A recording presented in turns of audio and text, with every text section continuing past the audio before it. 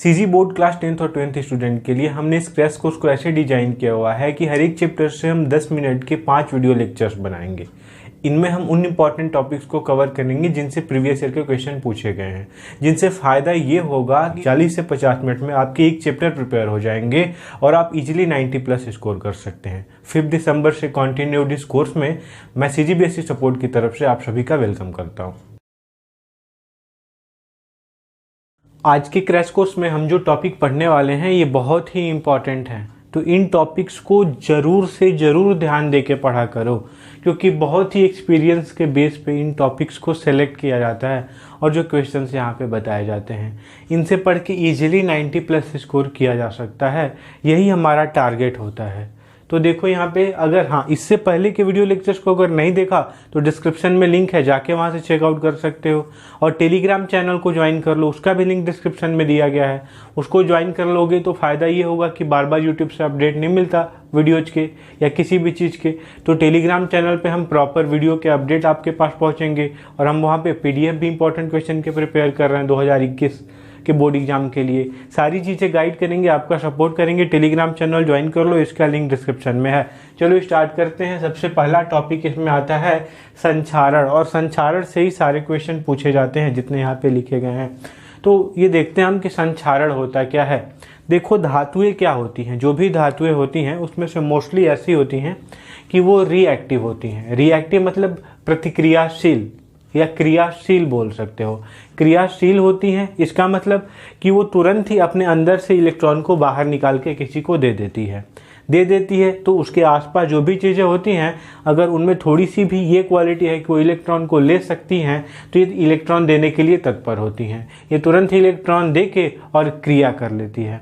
क्रिया कर लेने से क्या होता है कि इसके ऊपर एक लेयर फॉर्म हो जाती है। एक धातु को कहीं पे छोड़ दोगे वायुमंडल में बाहर तो इसके ऊपर एक लेयर फॉर्म हो जाती है, एक सतह बन जाती है। तो वो किस चीज़ की सतह होती है? तो वायुमंडल में हमारे आसपास जो भी एटमॉस्फेयर है यहाँ पे क्या प्रेजेंट है? हवा प्रेजेंट है। और क्या यहाँ पे उपस्थित है? इस हवा में कुछ नमी होती है। नमी मतलब वाटर इसमें प्रेजेंट है। तो हवा और नमी दोनों के साथ ये क्रिया करके, हवा और नमी दोनों के साथ क्रिया करती है तो इसके ऊपर एक लेयर बन जाता है। और इसी को बोलते हैं, इस मलिन परत का किसी भी धातु के ऊपर चढ़ना।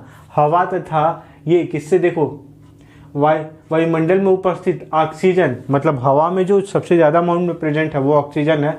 तो धातुओं का वायुमंडल में उपस्थित ऑक्सीजन तथा नमी से क्रिया, ऑक्सीजन और नमी दोनों के साथ क्रिया करने के पश्चात इनके ऊपर मलिन परत चढ़ जाता है। मलिन परत चढ़ जाता है तो इसको संक्षारण कहते हैं। यही संक्षारण कहलाता है। तो संक्षारण का एक प्रकार लोहे का जंग लगना भी है। लोहे का जंग लगना हमने देखा होगा।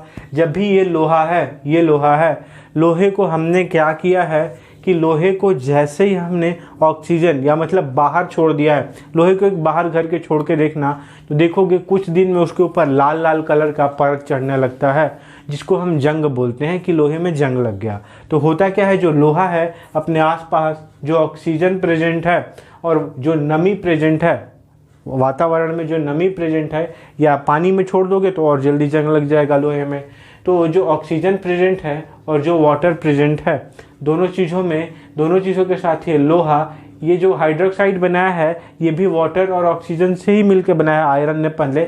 लेकिन ये हाइड्रोक्साइड, जो आयरन का हाइड्रोक्साइड है, ये ऑक्सीजन और वाटर के साथ रिएक्ट कर लेता है और रिएक्ट करने के बाद एक कॉम्प्लेक्स बनाता है। कॉम्प्लेक्स मतलब कि एक बहुत ही डिफ़िकल्ट तरह की चीज़ बनाता है, बहुत ही हार्ड, जो रेड कलर की होती है, जो लोहे के ऊपर चढ़ जाती है। तो इसी को जंग लगना बोलते हैं। जंग लगना का इक्वेशन भी बहुत ही इंपॉर्टेंट है। इसका समीकरण ये याद रखना कि आयरन के हाइड्रोक्साइड में हम किसको लेने वाले हैं, ऑक्सीजन को और वाटर को। तो ये जो जंग लगना ऊपर से लाल लाल कलर का बनता है उसका ये फॉर्मूला आता है। यहाँ पे X इसलिए लिखा गया है क्योंकि वाटर का अमाउंट फिक्स नहीं है। वाटर मतलब नमी, जो एटमॉस्फेयर में नमी होती है वो कितनी भी हो सकती है, तो वो फिक्स नहीं है। अब देखो संक्षारण से हम कैसे बचाव कर सकते हैं। तो संक्षारण से धातुओं का बचाव का एक ही उपाय है कि धातुओं का बाहर के वातावरण से कांटेक्ट ना होने दें। तो बाहर के वातावरण से कांटेक्ट नहीं होने देने के लिए हमको क्या करना है कि उसके ऊपर एक चीज़ कर सकते हैं कि धातु के ऊपर पेंट लगा दें। तो पेंट लगा देने से भी संक्षारण नहीं होगा, वो किसी वातावरण में किसी भी चीज़ से रिएक्ट नहीं करेगी। इसके बाद क्या कि धातुओं के ऊपर थोड़ा सा तेल लगा दे, अगर कुछ दिन के लिए रखना है या कुछ घंटे के लिए रखना है तो कुछ घंटे में तो ये होता नहीं, बहुत दिन रखने पे ही होता है। तो इसमें एक और चीज़ लगा सकते हैं, तेल लगा सकते हैं, ऑयल लगा सकते हैं इसके ऊपर।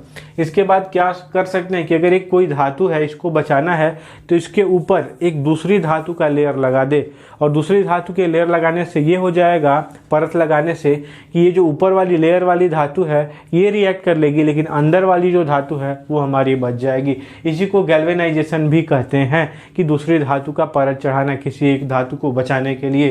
किससे बचाने के लिए? संक्षारण से। तो अब संक्षारण क्लियर हो गया। संक्षारण से क्वेश्चन कैसे आते हैं कि हवा में खुला छोड़ने पर धातुओं की चमक कम हो जाती है। क्यों कम हो जाती है ये पूछा जा रहा है। तो सीधा सा क्या लिख दोगे? यही लिख दोगे कि धातुओं को खुला छोड़ने पे वो ऑक्सीजन के साथ या क्या है यहाँ पे नमी के साथ क्रिया कर लेते हैं, जिससे उनके ऊपर एक परत चढ़ जाती है। इससे उनकी चमक जो होती है वो कम हो जाती है धीरे धीरे। समझ में आ रही बात? तो ये आंसर भी क्लियर हो गया कि हवा में खुला छोड़ने पर धातुओं की चमक कम क्यों हो जाती है। ठीक है। इसके बाद आता है क्वेश्चन, ऐसा पूछता है कि सोना या प्लेटिनम हो गया या चांदी हो गया, इन्हीं के गहने क्यों बनाए जाते हैं, आयरन वगैरह के क्यों नहीं बनाए जाते? तो सबसे बड़ी बात कि ये चमकीले नहीं होते इसलिए। लेकिन यहाँ पे हमको केमिस्ट्री पढ़ रहे हैं तो चमक के बारे में हमको नहीं बोलना। हमको क्या बोलना है कि जो आयरन होता है या प्लेटिनम होता है, ये जो होते हैं बिल्कुल भी रिएक्टिव नहीं होते, मतलब क्रियाशील नहीं होते। इनको बाहर छोड़ दो तो भी ये ऑक्सीजन वगैरह के साथ जो वायुमंडल में प्रेजेंट है, जो वातावरण में प्रेजेंट है, उपस्थित है, उससे ये क्रिया नहीं करेंगे। तो इनका क्रिया ना करना ही इनके लिए अच्छा काम है। ये क्रिया नहीं करेंगे तो इनके ऊपर लेयर फॉर्म नहीं होगी, और लेयर फॉर्म नहीं होगी तो ये पहले जैसे ही चमकते रहेंगे। तो इस वजह से इनका गहने बनाने में प्रयोग किया जाता है। ये कठोर भी होते हैं, ये भी एक रीजन है गहने बनाने में प्रयोग करने के लिए। और कितना भी ज़्यादा ताप हो जाता है, बहुत सारा ताप बढ़ा भी दो तो भी ये क्रिया नहीं करते। गर्मी के दिनों में भी ताप तो ज़्यादा हो जाता है ना एटमॉस्फेयर का, तो भी ये क्रिया नहीं करते। तो ये भी एक रीजन है इसके गहने बनाने का। ऐसे ही क्वेश्चंस आते हैं। देखो ये जितने भी क्वेश्चंस बताए जा रहे हैं सारे इंपॉर्टेंट है। डेली क्लासेज अटेंड करो, 10-10 मिनट के वीडियो हैं। देखते देखते टाइम चला जाएगा और देखते देखते सारी प्रिपरेशन हो जाएगी, फिर एग्जाम का टेंशन ख़त्म हो जाएगा। तो चलो इस वीडियो को ज़्यादा से ज़्यादा बच्चों तक शेयर किया करो। मैं मेहनत कर रहा हूँ, थोड़ा सा एफर्ट दिखाओ, मोटिवेशन मिलती है हमें आपकी शेयरिंग से। वीडियो देखने के लिए बहुत बहुत थैंक यू। मिलते हैं अगले वीडियो में।